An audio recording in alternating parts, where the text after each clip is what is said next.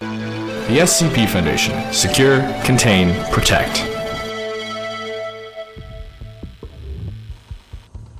Objet numéro SCP-004. Classe Euclide. Procédure de confinement spéciale. Lors de la manipulation des objets SCP-004, SCP-004-2 à SCP-004-13, la procédure appropriée doit être appliquée à la lettre. Les objets ne sont pas autorisés à sortir en dehors du site sans être accompagnés par 2 membres du personnel de sécurité de niveau 4.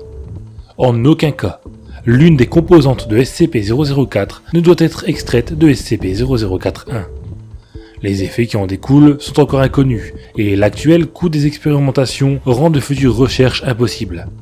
Si l'un des objets contenus provoque une brèche de confinement, ou si l'installation passe aux mains de forces ennemies, les clés doivent être ramenées à l'intérieur du bâtiment et la porte fermée avant l'activation de l'ogive du site 62.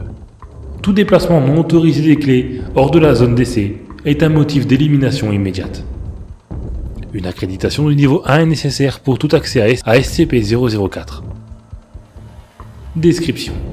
SCP-004 se compose d'une porte de grange en bois ancien, SCP-004-1, et d'un ensemble de 12 clés en acier rouillé, SCP-004-2 à SCP-004-13. La porte elle-même est l'entrée d'une usine désaffectée. Histoire chronologique. 2 juillet 1949. Un groupe de 3 adolescents pénètre illégalement dans une propriété fédérale à proximité de et trouvent la porte. Selon leur témoignage, ils ont trouvé un trousseau de clés rouillées dans une boîte postale en fer et ont conclu que les clés déverrouillaient cette porte. Ces derniers sont placés en détention après être entrés en contact avec le shérif lorsque l'un de leurs amis, qu'on va appeler cas numéro 1, disparaît. 3 juillet 1949. Les autorités locales ont trouvé la main droite coupée de cas numéro 1, à 8 km de SCP-004. D'autres parties du corps, du cas 01, sont retrouvées éparpillées dans un rayon de 32 km autour de l'usine. Grâce à l'interrogatoire, les mineurs appréhendés disent aux autorités que, lors de l'ouverture de la porte avec l'une des clés, le cas numéro 1 a été déchiré en plusieurs morceaux et chacun d'eux disparu. À ce stade, la fondation SCP prend le relais de l'enquête. 4 juillet 1949. L'agent obtient les clés des autorités locales afin de commencer les tests. Ces derniers montrent que SCP-004-2 à SCP-004-13 rentrent toutes dans un seul verrou sur la grande porte. 12 membres du personnel de classe D sont affectés pour tester les effets de la porte. Sur les 12 sujets essayant une clé pour entrer dans la pièce, seulement 2 survivront. Tenter d'ouvrir la porte avec n'importe quelle clé autre que SCP-047 et SCP-004-12 a causé un démembrement des sujets, mais aucun des membres démembrés n'a été retrouvé plus tard. Au moment de la rédaction de ce rapport, seulement 2 parties de chaque sujet ont été récupérées. Les autres ont tout bonnement été effacés de la réalité. Sur les 2 sujets survivants, un seul, ayant utilisé SCP-0047, est réapparu sain et sauf. L'autre est revenu dans un état quasi catatonique, seulement capable de revenir de la salle, avant de s'effondrer sur le sol, et a dû être retenu de force afin de l'empêcher de se crever les yeux.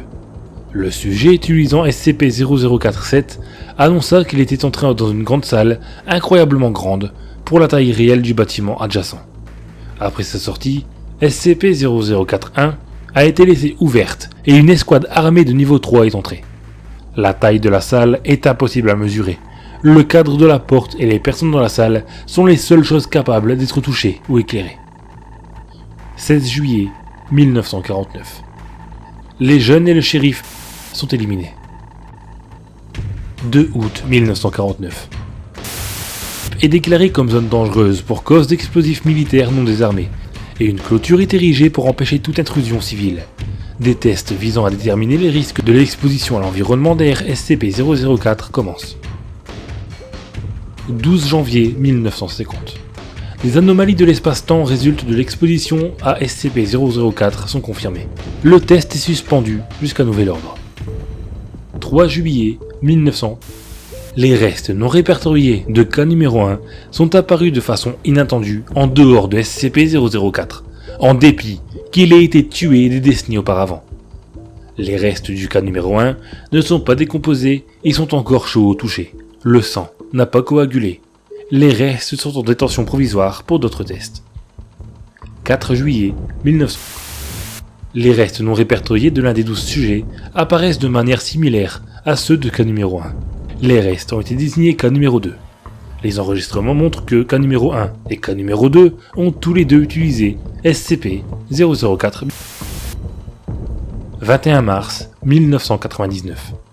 Avec la prolifération massive d'armes nucléaires et n'étant plus qu'à de la Troisième Guerre mondiale, la construction d'un abri a commencé à l'intérieur de SCP-004. Le site est utilisé pour le stockage de ressources pour personnes par jour. 21 avril 1999. A ordonné que l'intérieur du site de SCP-004 soit élargi pour inclure le stockage d'urgence pour tous les spécimens mobiles SCP, ainsi qu'une base de pétaoctets de données pour le stockage de toutes données concernant les objets SCP. L'installation est maintenant désignée comme le site 62. 25 septembre 2000. Le site 62 est opérationnel. Les laboratoires et unités de confinement sont installés et peuvent contenir les spécimens les plus dangereux. La sauvegarde de la base de données de la Fondation a commencé. 25 janvier 2001. À cause des anomalies temporelles, tout le personnel travaillant au site 62 est désormais tenu de résider en permanence sur place. Les familles du personnel doivent être informées que leurs proches ont péri dans un accident du travail. Des corps clonés ont été préparés pour les funérailles. 14 juillet 2003. Panne d'électricité massive dans tout le nord-est des États-Unis et à travers le Canada. En raison de la panne de plusieurs générateurs électriques, le site 62 est resté sans électricité pendant 53 minutes. Pendant ces 53 minutes, les résidents du site n'avaient aucune source de lumière à disposition. Ils ont rapporté pouvoir sentir des créatures et des personnes, même si aucune des entités anormales ne pouvait être vue ou touchée.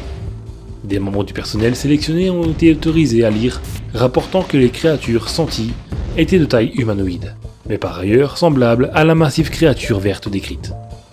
Anomalie de l'espace-temps. SCP-004 semble propager des anomalies spatio-temporelles. Le personnel quittant la périphérie de l'installation déclare avoir perdu du temps.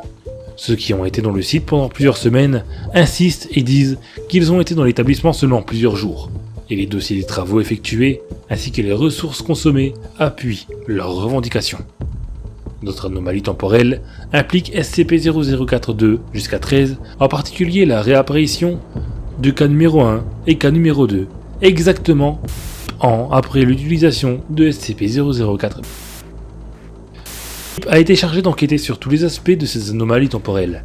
Les anomalies spatiales incluent les dimensions anormalement grandes de la zone ouverte de SCP-004-7. De même, l'incident du blackout de 2003 suggère qu'il existe un plan physique alternatif dans le même espace que celui que le site 62 occupe.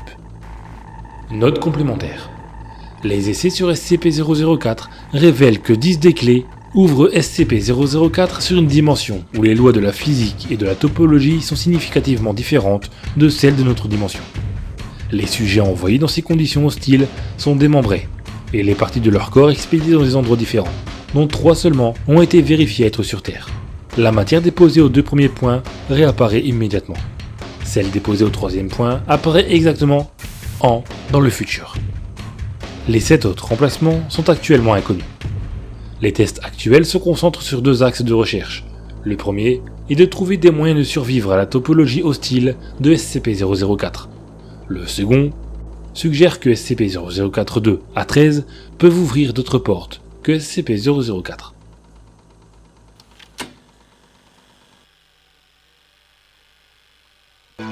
The SCP Foundation. Secure, Contain, Protect.